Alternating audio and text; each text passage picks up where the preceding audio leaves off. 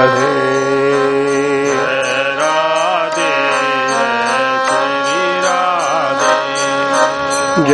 राधे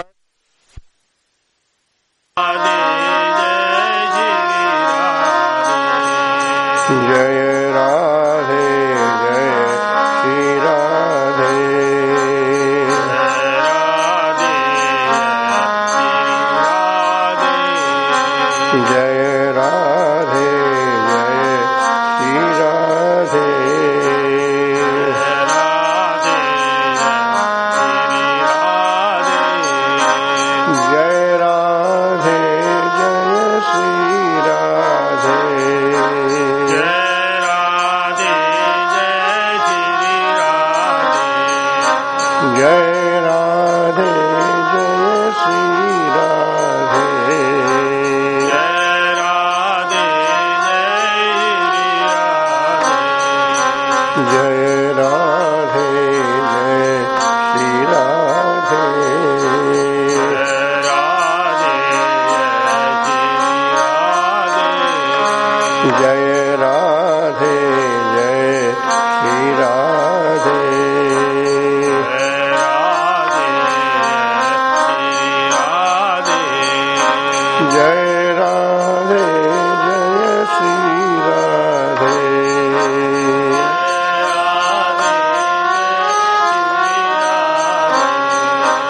जय राधे जय श्री राधे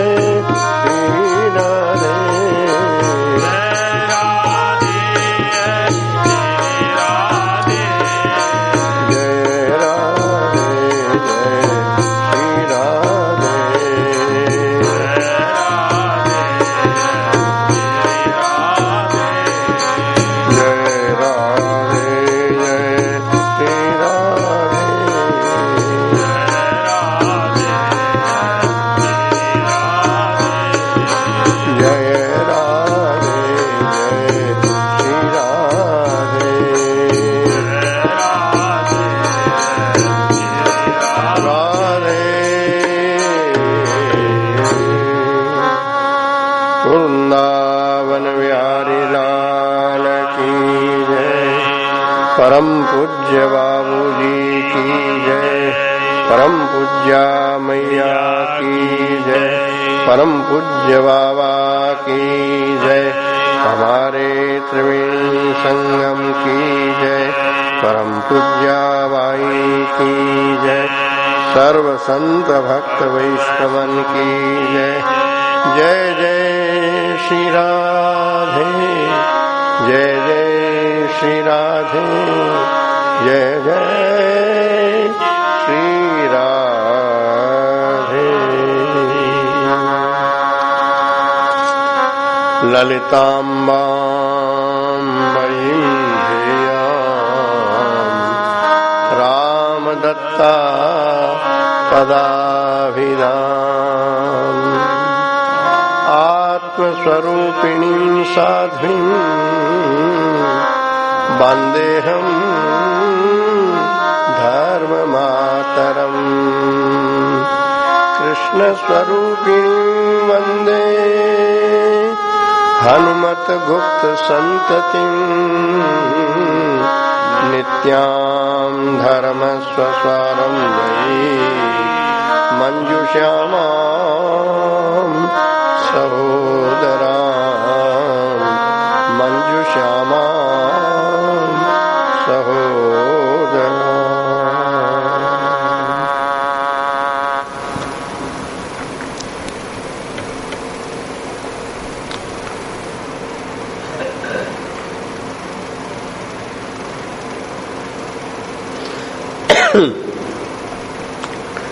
परम वंदनीया भगवती ललिताम्बा स्वरूपिणी मैया को प्रणाम करके परम पूज्य बाबूजी बाबा बाई को प्रणाम करते हुए इस रसमय ग्रंथ प्रीतम काव्य की सरस चर्चा करने के लिए प्रयास किया जा रहा है।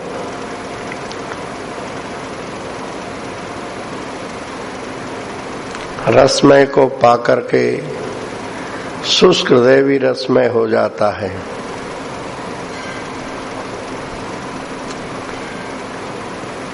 श्री राधा महाभावमयी है और ये श्री राधा का ही इतिवृत्त है।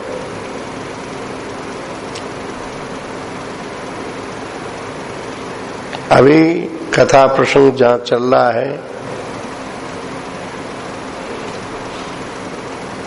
अष्टम शतक में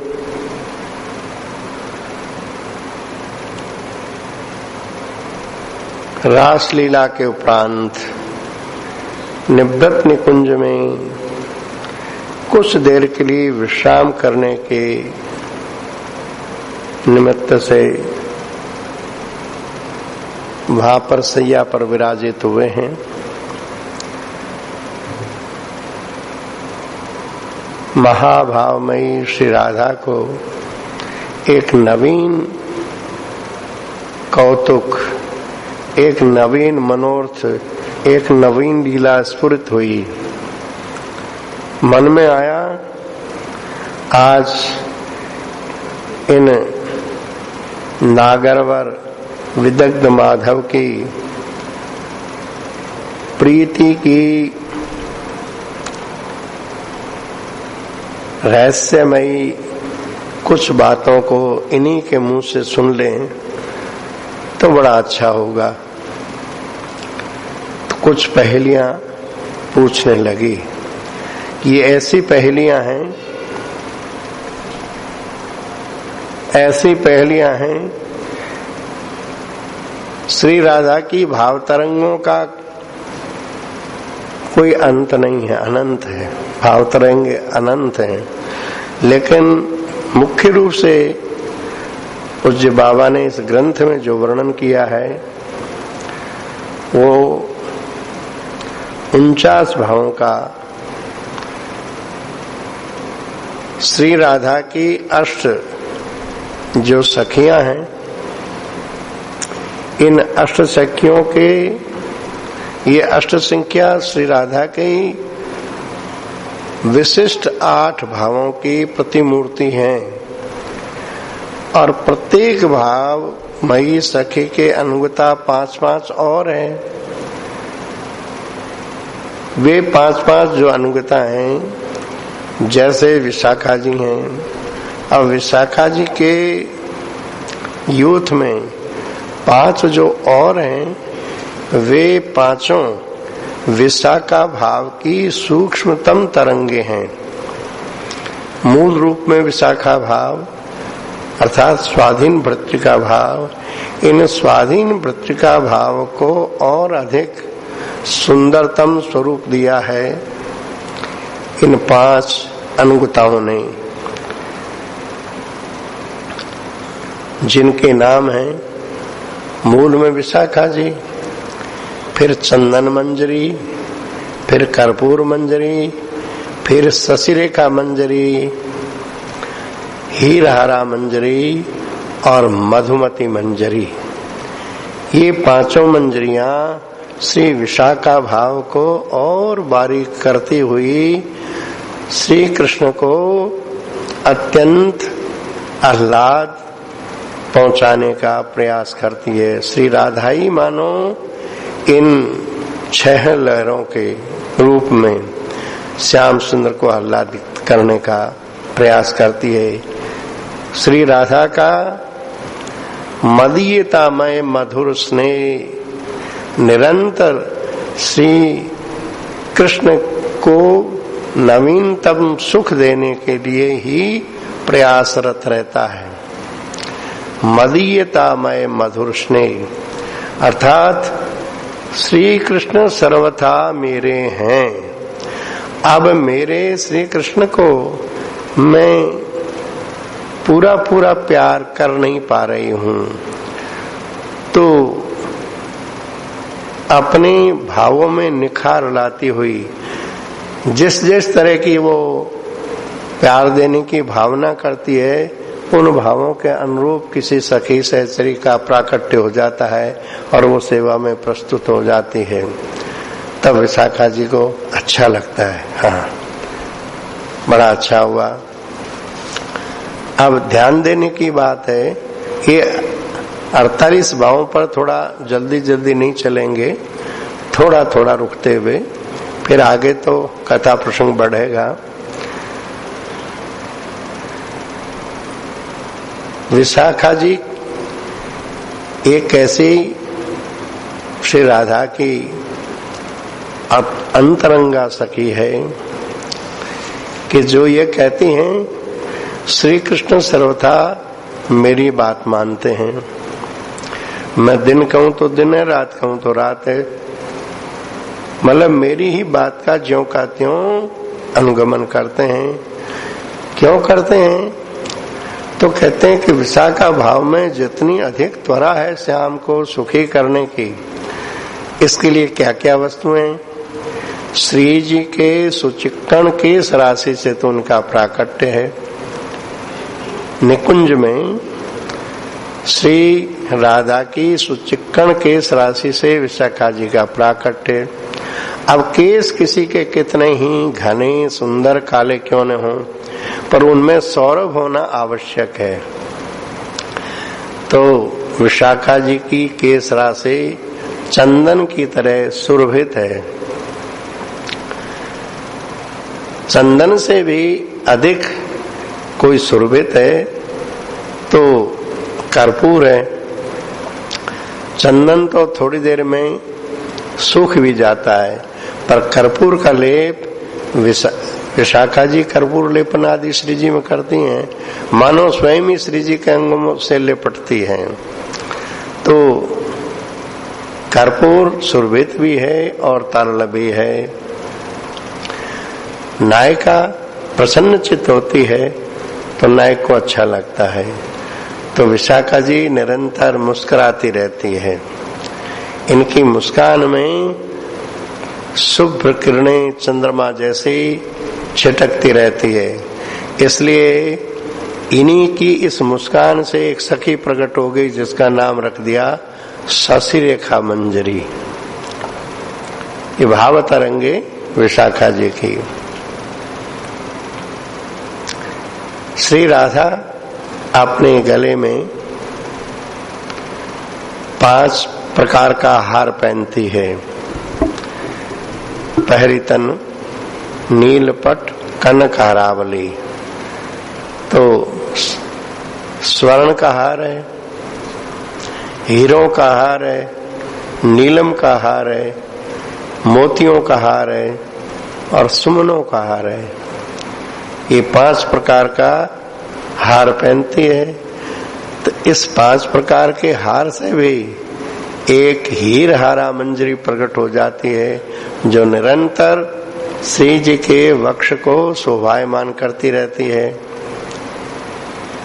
और अब जो नायिका अत्यंत सुस्मित युक्त भी है, सुरभित भी है और वस्त्राभूषणों से सुसज्जित भी है, पर बहुत मीठी बोलती है, इतनी मधुर बोलती है कि विशाखा जी के कंठ से एक सखी प्रकट हो गई, जिसका नाम रख दिया मधुमती मंजरी। अब ये विशाखा जी को लेकर के 6 हो गई।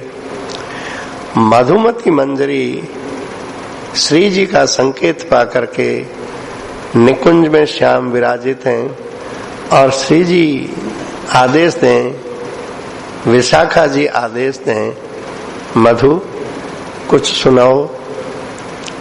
तो मधुमती जब हाथ में बीन लेके कुछ गाने लगती हैं तो श्याम सुंदर अत्यंत विमुग्ध हो जाते हैं।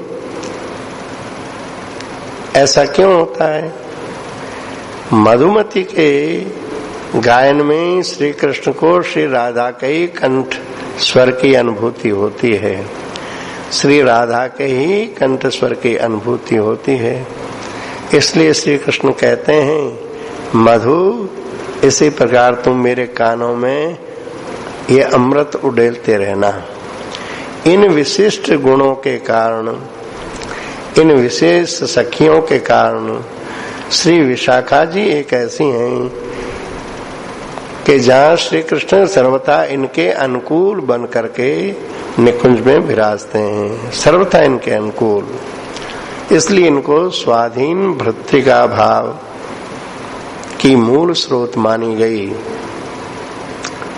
प्रेम के राज्य में यदि ये अपने प्रियतम के प्रति इतना अगाध स्नेह और स्वामित्व न हो तो लीला नहीं हो सकती, मधुमयी लीला नहीं हो सकती, फिर और कोई लीला भले ही हो जाए। मधुमयी लीला के लिए अनुकूलता अनिवार्य है।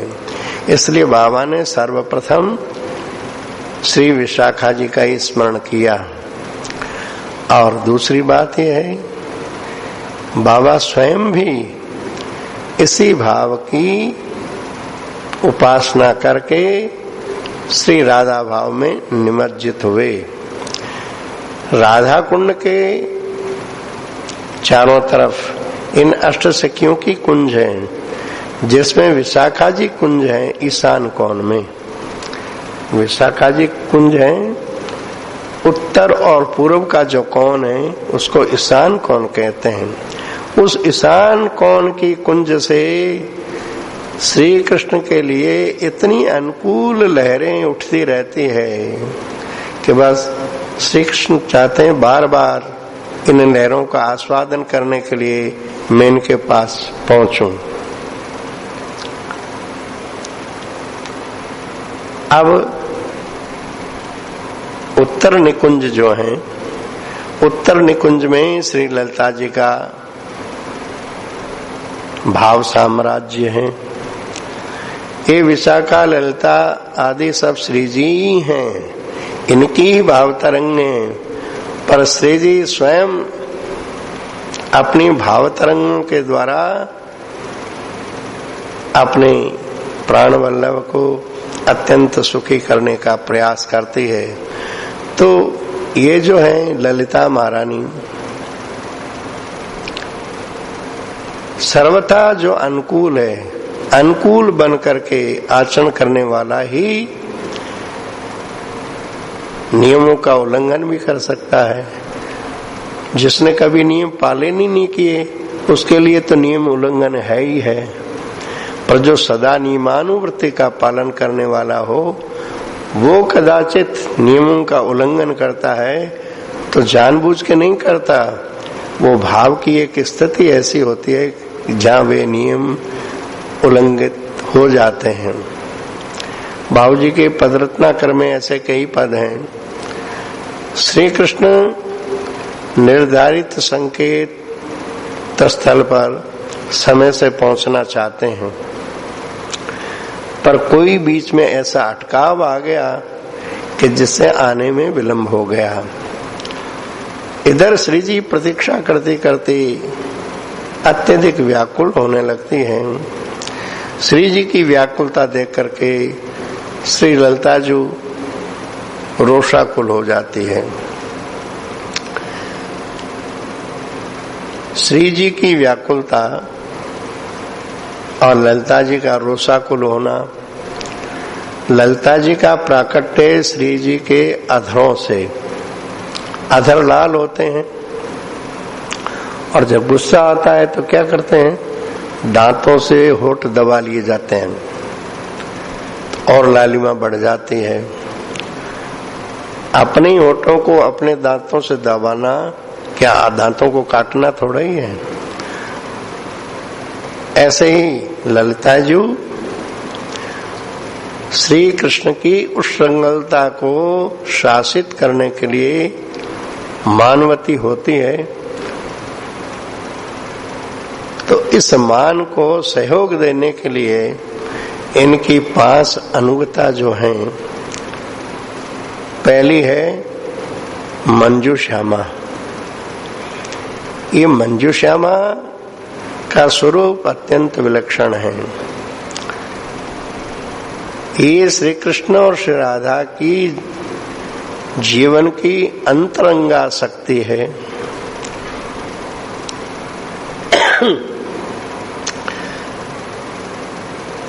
रोष भी करना और संभाल भी रखना, ये दोनों काम एक साथ संभालना बड़ा ही दायित्वपूर्ण होता है।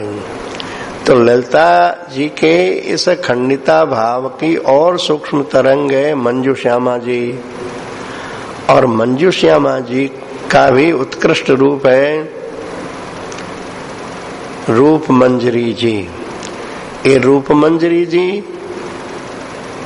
इनके लिए कहा ये लवणता की निधि है, अर्थात सौंदर्य की निधि है, जिसमें अत्यंत सौंदर्य हो। श्री राधा में, श्री राधा के सौंदर्य की कोई तुलना नहीं। उस सौंदर्य की लवणता से ही जैसे अधरोष्ठों से श्री ललिता जी का स्वरूप प्रकट हुआ, तो श्री जी के इस लावण्य से रूप मंजरी प्रकट हो गई। अब इस इतना महान सौंदर्य, उस सौंदर्य का भी स्वरूप खाली सुंदरता हो, सुवास भी हो, तो कहते हैं कि इस सुंदरता से ही एक लवंग मंजरी प्रकट हो गई, अर्थात श्री जी के मुख से सौरभ प्रसरित होती रहती है, उससे एक लवंग मंजरी प्रकट हो गई। और श्री जी के नेत्रों से प्रेमाश्रु चाहे जब ढलक पड़ते हैं, प्रसन्नता में, कभी रोष में भी आंसू ढलक पड़ते हैं, तो ये अमल बूंदे हैं। श्री जी की बूंदे कोई शोक जनित बूंदे नहीं हैं, ये प्रेम जनित बूंदे हैं, तो इनको कहा अमल बूंदे। इन अमल बूंदों से जो सहश्री प्रकट हुई उसका नाम रख दिया मोदनी मंजरी। अब श्री जी जो कंचुकी धारण करती है, तो जिनका अंग सौष्ठव सुगठित होता है वे ढीले ढाले कपड़े नहीं पहनते। खम की बनी सुरंग चूनरी, खम की बनी मतलब एकदम फिट है, कंचू की, और उस पर सुरंगी चुनरी ओढ़े हुए हैं तो और अच्छी लगती है। हाथ में वलय है, चूड़ियां हैं, तो मोदनी मंजरी का ही विशिष्ट स्वरूप है माधवी मंजरी। ये किससे प्रकट होती है? श्री जी की कसी हुई कंचुकी का जो चिन्ह बन जाते हैं, उन चिन्हों से जो सखी प्रकट होती है, मंजरी प्रकट होती है, उसका नाम है माधवी मंजरी। ऐसे ये खंडिता भाव को और अधिक मधुर बनाने वाली ये 5 अंतरंगा शक्तियां श्री ललिता जी के साथ रहती है। तो उत्तर निकुंज से जो खंडिता भाव की लहरें आती है, ये खंडिता भाव हम लोग सामान्य लोग खंडिता भाव को केवल इतना ही है कि रूठना, इतना ही नहीं है। ये रूठना कैसा है, बाबा सुनो करते थे इन पदों को और कितने गंभीर हो जाते थे इन पदों को सुन करके, क्योंकि इसमें ऊपर में मान होते हुए भी अंतर में अत्यंत अपनत्व होता है। देखो रोष किस पर किया जाता है? किसी दूसरे पर नहीं किया जाता। जिस पर स्वाधिकार होता है उसी पर रोष होता है कि और कोई गलती करे तो करे, तुमने ऐसा क्यों किया। अब श्री जी क्रम क्रम से पूछती है, तो क्रम क्रम में विशाखा जी आ गई, ललिता जी आ गई, अब आनी चाहिए चित्रा जी। पर चित्रा जी ने पूछ करके वो सीधी इंदुलेखा जी की बात पूछने लगती हैं। इसलिए पूछने लगती हैं कि कभी कभी सामने वाले को भुलावे में डालने के लिए क्रम भंग कर दिया जाए, ठीक ठीक बतावे, क्योंकि जितनी बातें हैं वो सांकेतिक है, नाम तो किसी का लिया नहीं है। उस संकेत की बातों को ये प्राणवल्लभ, नटवर नागर, विदग्ध माधव ठीक ठीक समझ रहे हैं क्या? और इन सबके माध्यम से वर्णन किसका हो रहा है? श्री जी का ही नक्शिक वर्णन हो रहा है। श्री जी जिन महाभावों से निरंतर विभूषित रहती है, उन भावों की चर्चा हो रही है। तो चित्रा जी का वर्णन न करके सीधा इंदुलेखा जी का वर्णन करने लगी और क्या पूछती है, हे प्रीतम बताओ कौन है जो काली काली ताली की तरह है, और वो कौन है जो पद्म रेखा जैसी है, वो कौन है जो निरावल पोली है, और वो कौन है जो दीना पद वाली है, दीन है, और वो कौन है जो शशि का गुण धरने वाली है, और फिर वो कौन है जो पद की अंगुरियों में रहती है। उत्तर मिला तो कहते हैं, हे अनुग्रहमयी तू निरंतर साथ हो, इसलिए मैं नित्य निहाल हूं। तेरे सारे प्रश्नों का उत्तर मुझे तेरे अंदर ही प्राप्त हो जाता है।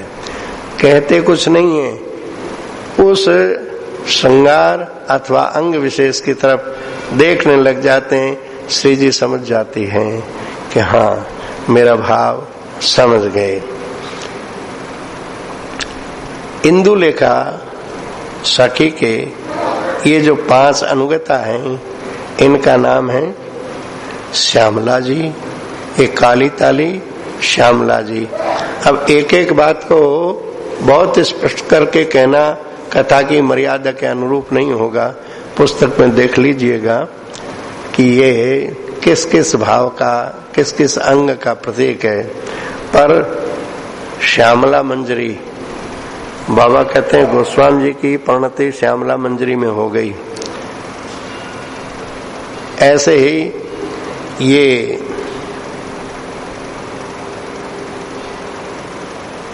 इंदुलेखा जी स्वयं किस भाव की प्रतीक है, इनके अनुगता में श्यामला मंजरी, केली मंजरी, विलास मंजरी, सौदामनी और हंसनी, ये इनके अनुगता हैं।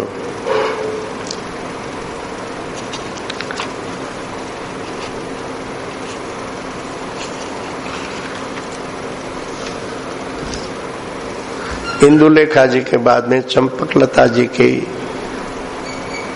पहली कैसी है? हे प्रीतम, वो कौन है जो सरसती रहती है,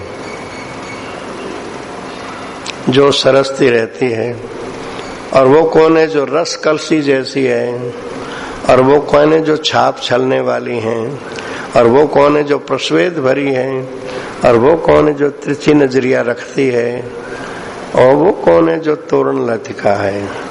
अब प्रश्न इतने गूढ़ हैं कि श्री कृष्ण ही इनका ठीक ठीक उत्तर देते हैं। कहीं कहीं तो श्री कृष्ण भी उत्तर देने में चकरा जाते हैं। तो श्री कृष्ण क्या करते हैं, जहां उनके समझ में नहीं आता है तो मन ही मन भगवती त्रिपुर सुंदरी का स्मरण करते हैं। वो लीला सूत्र धारणी है ना, तो उनका स्मरण करते ही वो स्फुरित कर देती है मन में। अब ये सरस्ती रहती है कौन?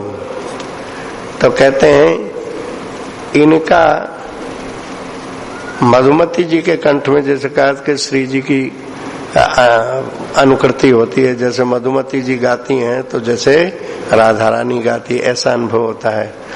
और चंपकलता जी जब प्रीतम ऐसा संबोधित करती है तो इनके संबोधन में ऐसा कहना चाहिए रस पूर्ण संबोधन होता है, जैसे एक किसी को बुलाना हुआ लट सा मार दिया।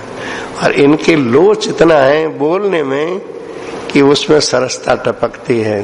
तो चंपकलता जी ही सरसती रहती है।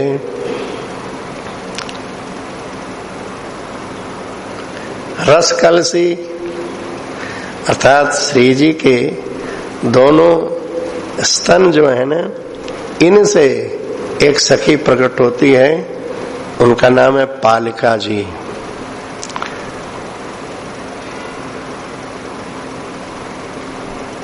ये छाप चलने वाली कौन है? बोले हाथों की अंगुलियों में जो मुद्रिकाएं पहनी हुई है, इनसे एक सखी प्रकट होती है, उनका नाम है लासिका जी। ये श्री जी के दाहिने हाथ की अंगुलियों में जो मुद्रिकाएं हैं, उनसे जो सखी प्रकट होती है उनका नाम है लासिका जी। और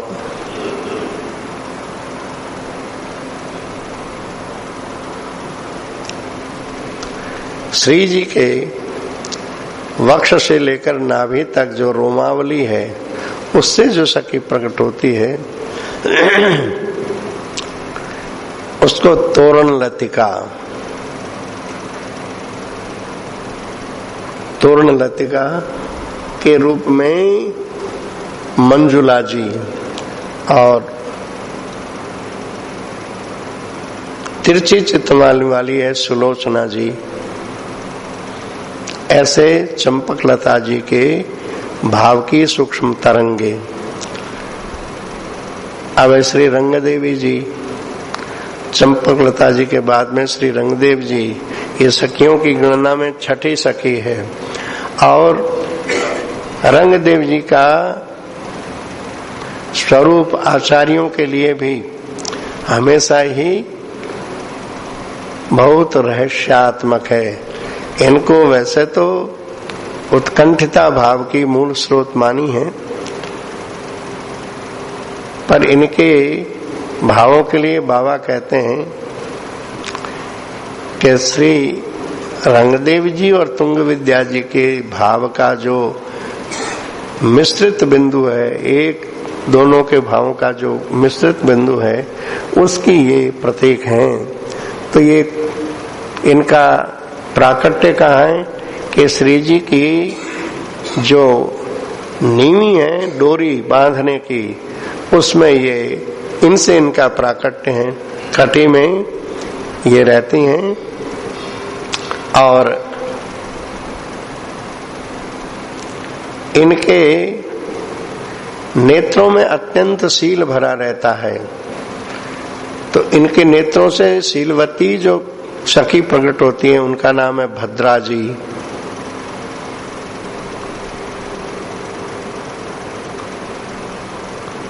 इनके निर्मल हास्य से जो प्रकट होती है उनका नाम है कुंद मंजरी जी।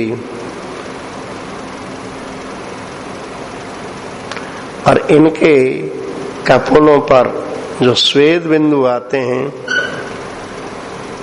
उनसे प्रकट जो होती है वो मंजुलीला मंजरी। और गले में मोतियों का पदक पहनती है, उनका नाम है चारुशीला जी।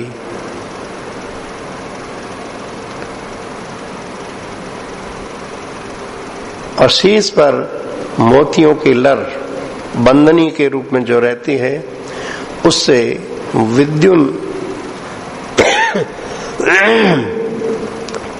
विद्युन माला जी सखी का प्राकट्य। ऐसे ये 6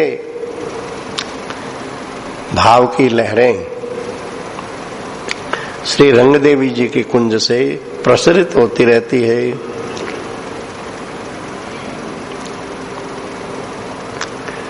रंगदेवी जी के बाद में तुंग विद्या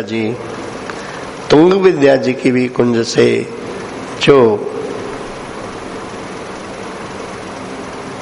तुंग विद्या जी का नित्य निवास है।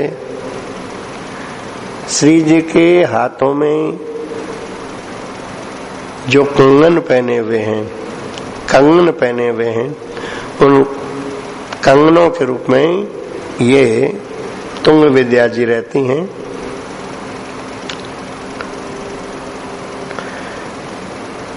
और चरणों में और करों में और चरणों में जो कंपन होता है,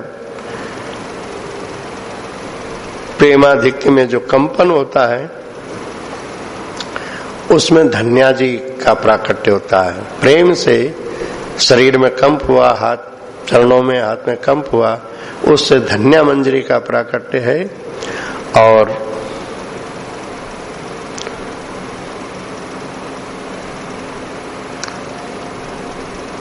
पलकों की जो रोमावली है, पलकों की रोमावली, उस रोमावली से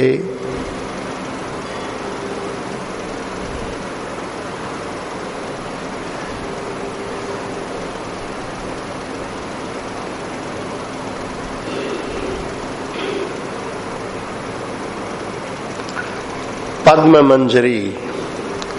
और 5वीं है जो पदकंज में विभूषित है, अर्थात बिछिया के रूप में। और वो कौन है जो आलस से भरी है? बोले श्री जी को जो जमाई आती है तो उससे जो सखी प्रकट होती है उसका नाम है मदलान शाह। तुंग विद्या जी के बाद में है श्री सुदेवी जी। सुदेव जी श्री जी की लाल कंचुकी के रूप में श्री जी के श्रीअंग में विराजित रहती है। और श्री जी ने जो मोती पहन रखा है नाक में, उससे अशोक मंजरी का प्राकट्य होता है। और होठों से जो सुधा सी टपकती रहती है उससे सुधा मंजरी प्रकट होती है। और श्री जी के वाम चरण में ऊर्ध्व रेखा है, उससे इंद्रा मंजरी का प्राकट्य है। और भुजाओं में झब्बेदार झुमकादार जो आभूषण पहने हैं उससे मनोहरा जी मंजरी का प्राकट्य है। अब इन 7 का वर्णन करके अब चित्रा जी का वर्णन कर रहे हैं। अब 3रे नंबर में चित्रा जी का वर्णन होना चाहिए था, वो 8वें नंबर में जाके कर रहे हैं। कहती हैं कि प्रीतम अब पहली कुंडल वाली, फिर तन के कण कण में है प्रीतम। अब पद पर जो मुखरा है, चौथी है कटिथा में प्रीतम। पंचम कुंचित कच में है, फिर करधर पीन बनी प्रीतम। मिल गई अनुग्रहमयी साथ तुम हो, निहाल में हूँ प्रीतम। श्री जी के कानों में जो कुंडल पहने हुए हैं, इन कुंडलों के रूप में ही चित्रा जी नित्य निवास करती है। और श्री जी के तन के कण कण में जो गौर वर्णता छाई है, उस गौर वर्ण के तेज में विमला मंजरी है। और कटी में जो करधनी पहनी हुई है वो बसती रहती है, तो पद पद पर जो मुखरा है वो रति मंजरी है। करधनी में जो है वो रति मंजरी है। और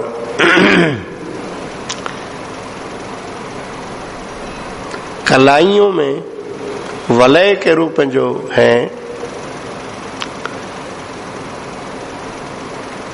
वो वलय है। कंगनों में, हाथ में जो कंगन के ऊपर वलय हैं वो है कुंदवल्ली जी।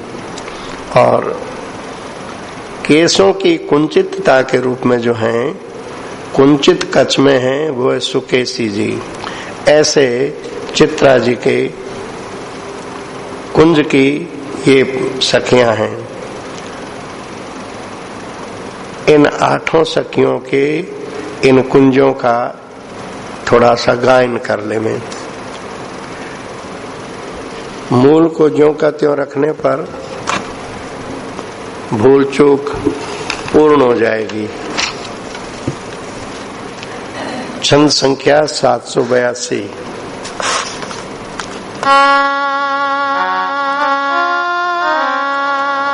अब इसके साथ साथ अभी जो अर्थ बताए उनका ध्यान करते जाइए। है प्रथम कौन जो स्निग्ध बनी, फिर कौन सुशीतल है प्रियतम। है प्रथम कौन जो स्निग्ध बनी, फिर कौन सुशीतल है प्रियतम। हे प्रियतम, वह कौन है जो अत्यंत स्निग्ध है। तो केश राशि की ओर देख रहे हैं। फिर कौन सुशीतल है प्रियतम, केशों की सुवास की ओर देख रहे हैं। तीसरी तरल सुरभित जो है, अंग विलेपन कर्पूर आदि से हो रहा है तो उधर देख रहे हैं। चौथी सुस्मित वाली प्रियतम, मुखारविंद की ओर जो मंद मंद मुस्कान है, जैसे चंद्रमा की से किरणें छिटक रही है। शशि रेखा मंजरी। पंचम उज्जवल मणिमाला है, वे छठी अमित मीठी प्रियतम। पंचम उज्जवल मणिमाला है, वे छठी अमित मीठी प्रियतम। पंचहारा, 5 प्रकार का जो हार पहना हुआ है, हीर हरा मंजरी की ओर देख रहे। छठी अमित मीठी प्रियतम। ये मधुमती मंजरी अमित मीठी अर्थात विशाखा कुंज की ये 6 लहरें श्री कृष्ण को परमानंद प्रदान कर रही है। अब फिर पूछती हैं, अब पहली नित्य अरुण है, फिर जीवन का जीवन है प्रियतम। पहली नित्य अरुण है, नित्य अरुण है श्री जी के अधरोष्ठित नित्य अरुण है। इन अधरोष्ठों से ही श्री ललिता जी का प्राकट्य है। फिर जीवन का जीवन है प्रियतम। मंजू श्यामा जी जीवन का जीवन है। श्री जी ठाकुर जी दोनों ही कहते हैं, मैं इन सखियन की बलिहारी। इन पर बार बार बलिहारी जाते हैं। तीसरी लवणता निधि है, अब है बसी हुई मुख में प्रियतम। लावण्यता की निधि कौन है? बोले रूप मंजरी। और मुख में कौन बसी है? लवंक मंजरी। 5वीं अमल बूंदों वाली, वह छठी सुचिन्हित है प्रियतम। अमल बूंदों वाली मोदनी मंजरी। अरे प्रेमाश्रु ऐसे ही थोड़े ही आते हैं। चित्त अत्यंत प्रसन्न होता है, मुदित होता है, तब आता है। तो उसी से मोदनी मंजरी का प्राकट्य वह छठी सुचिन्हित है प्रियतम। वो बिल्कुल कंचुकी की फिटिंग से जो चिन्ह प्रकट होते हैं उसी से माधवी मंजरी का प्राकट्य वह छठी सुचिन्हित है प्रियतम। मिल गई अनुग्रहमयी साथ तुम हो निहाल मैं हूँ प्रियतम। अब कहते हैं अब पहली काली ताली है फिर पद्म राग रेखा प्रियतम। श्री जी के स्तनों का अग्रभाग काला है और पद्म रेखा तो श्यामला मंजरी का निवास उसी से है। और पद्म राग रेखा कौन है कि ठाकुर जी के नक चित के जो चिन्ह उरोजों पे बन जाते हैं उसी से इंदु लेखा जी का प्राकट्य, इंदु लेखा जी का नित्य निवास है। अब पहली काली ताली है फिर पद्म राग रेखा प्रियतम। तीसरी निरावल पोली है फिर दीना पद वाली प्रियतम। ये निरावल पोली केली मंजरी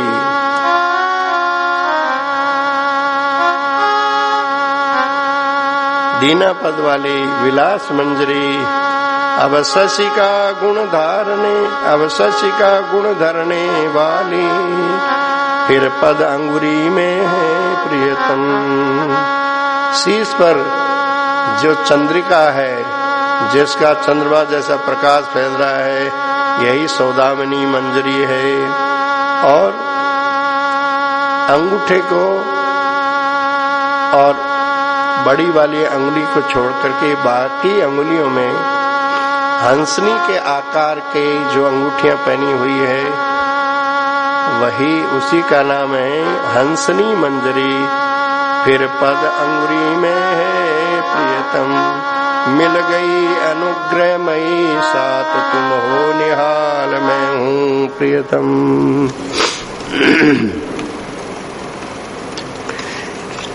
इसको ध्यान से इसलिए बार बार कहा जा रहा है कि ये पाठ यहाँ ठीक से याद रहेगा तो इन्हीं पाठ की आवृत्ति अलग अलग ढंग से 2 बार और होगी। दशम में होगी फिर एकादश में होगी। प्रसंग अलग होगा पर नाम इन्हीं का होगा। अब कौन सरस्वती रहती है फिर रस कलसी वाली प्रियतम। अब कौन छाप छलने वाली आगे प्रस्वेद भरी प्रियतम। फिर वह तिरछी चितवन में है अब तोरण कल लतिका है प्रियतम। मिल गई अनुग्रहमयी साथ तुम हो निहाल मैं हूँ प्रियतम। अब पहली बंधी हुई जो है फिर द्रग निवास वाली प्रियतम। आगे वे निर्मल हासमयी फिर असित बिंदु वाली प्रियतम। पंचम आवरण कंठ में है यह छठी मांग भरती प्रियतम।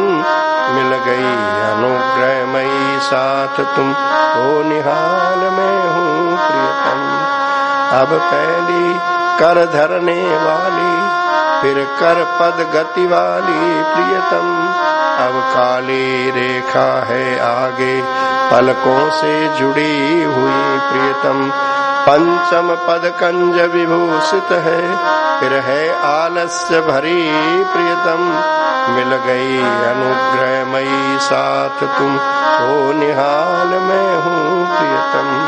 अब पहली लाल सलों वाली फिर उर पर रहती है प्रियतम।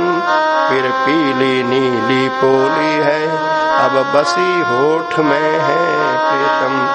पंचम पद रेखा वाली वह छठी भुजा में है प्रियतम। मिल गई अनुग्रहमयी साथ तुम हो निहाल मैं हूँ प्रियतम। अब पहली कुंडल वाली फिर तन के कण कण में है प्रियतम। अब पद पद पर जो मुखरा है चौथी है कटिथा में प्रियतम। पंचम कुंचित कच में है फिर कर धर कर पीन बनी प्रियतम।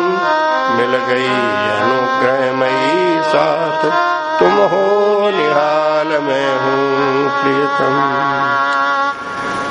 ये 48 सखी मंजरियों का वर्णन सांकेतिक भाषा में श्री जी ने सांवर से पूछा और सांवर ठीक ठीक इन सब का सांकेतिक उत्तर देते गए।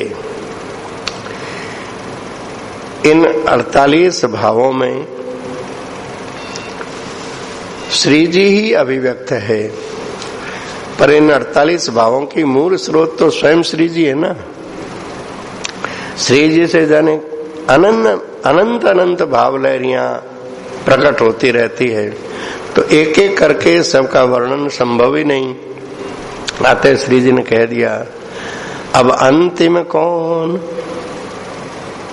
अब अंतिम कौन है उसे तो मैं छू कर बतलाऊंगा प्रियतम।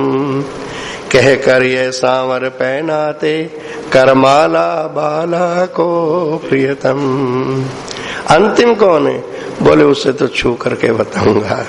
ऐसा कह करके अपनी दोनों भुजाएं श्री जी के कंठ में पधरा देते हैं। बस अब दोनों के हृदय में भाव की जो लहरें उठी, बोले वहां तो स्वरूप से मज्जन करने की ही पद्धति है, यानी उसमें तो स्वयं डूब करके ही अनुभव किया जा सकता है, वर्णन नहीं हो सकता।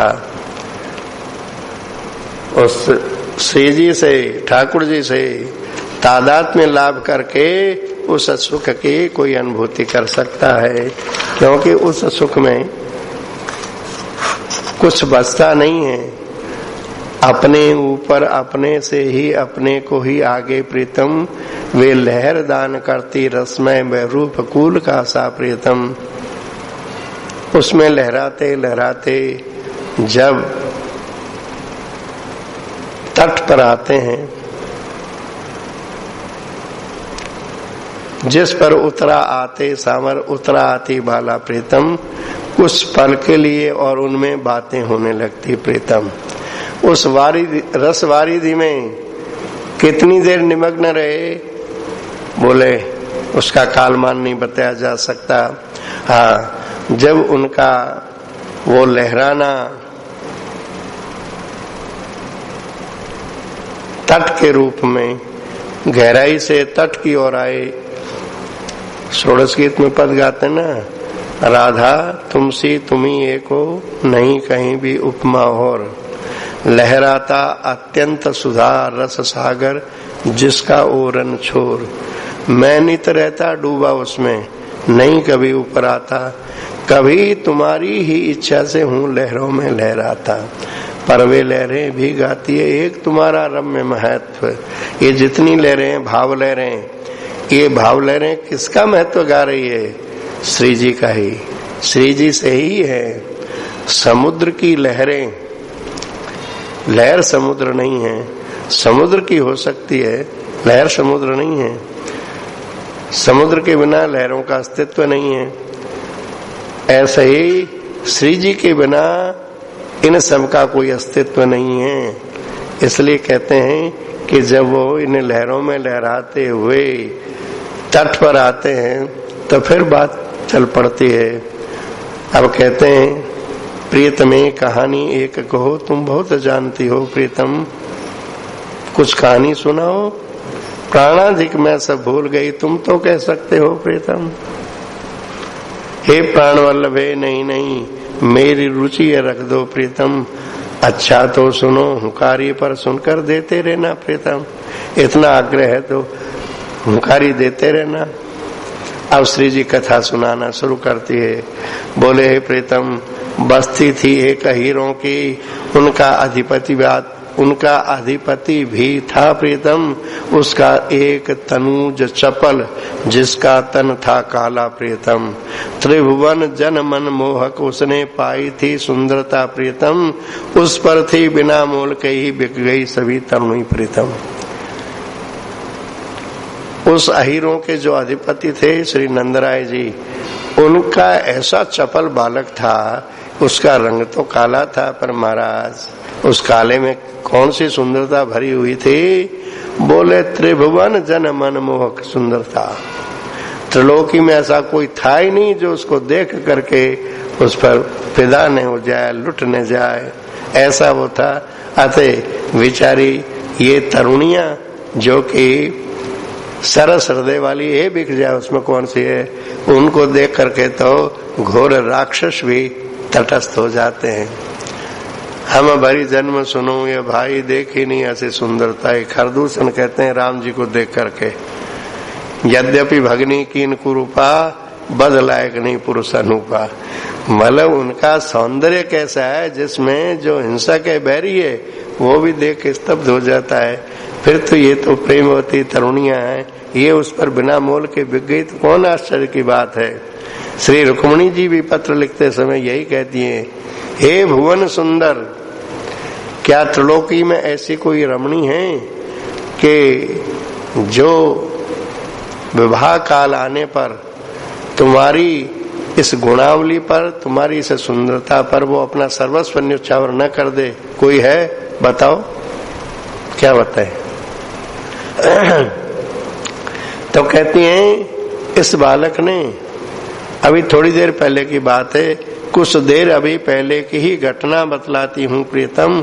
उस काले बालक ने ऐसी बंसी में तान भरी प्रीतम, सुनते ही जिसे अंगनाएं मोहित हो रुक न सकी प्रीतम, तत्क्षण सब परित्याग करके उसके समीप आई प्रीतम। निशम्य गीतम तदनंग वर्धनम ब्रजस्त्रिय कृष्ण गृहीत मानसा, जिनका मन श्री कृष्ण ने आकर्षित कर लिया वे वहां पहुंच गई। स्वागत करके पहले उसने की कड़ी जांच उनकी प्रीतम, डर दिखलाया बहकाया भी धर्मोचित दी शिक्षा प्रीतम, फिर पाठ पढ़ाया बढ़ने का उसके प्रतिभाव भला प्रीतम, प्राणों में टीस लगी चलने सुन सुनकर उन सबके प्रीतम। जाने पर सूर्य के प्रभु खरे सौदागर, ये दिखने में कभी कभी निष्ठुरता का सा व्यवहार करते हैं, पर वो निष्ठुरता सप्रयोजन होती है। अनुकूलता में प्यार का स्वांग करना अलग बात है, अब प्रतिकूलता में प्यार उत्तरोत्तर बढ़ता रहे तभी वो सच्चा प्यार कहलाता है। उस बालक ने पहले तो उनका स्वागत किया, फिर उनको डराया कि तुम ऐसे रात में घरों से निकल के आई हो, ये धर्म के अनुकूल नहीं है। देखो स्त्रियों के लिए पातिव्रत्य धर्म की बड़ी भारी महिमा है, तुम उसका पालन करो। अब ये उपदेश दे रहे हैं, इनके चित्त में बड़ी भारी पीड़ा होती है कि वाह उपदेष्टा जी, हम आपसे धर्म पूछने तो आई नहीं, पहले तो हमारा चित्त चुराया, अब कहती है घर चले जाओ। हाँ चली जाएंगी, पहले हमारा चित्त दे दो, हमारी चीज हमको दे दो, हम चली जाए। जो चित्ती हमारे पास में नहीं तो जावे कहाँ। और फिर कह रहे हो धर्म पालन, बोली आज नई बात सुनी, सब धर्मों का फल तो है तुम्हारी प्राप्ति। जितने नियम धर्म किए जाते हैं उसका सर्वोच्च कोई फल मिलना होता है तो तुम्हारी प्राप्ति होती है, और तुम्हारी प्राप्ति के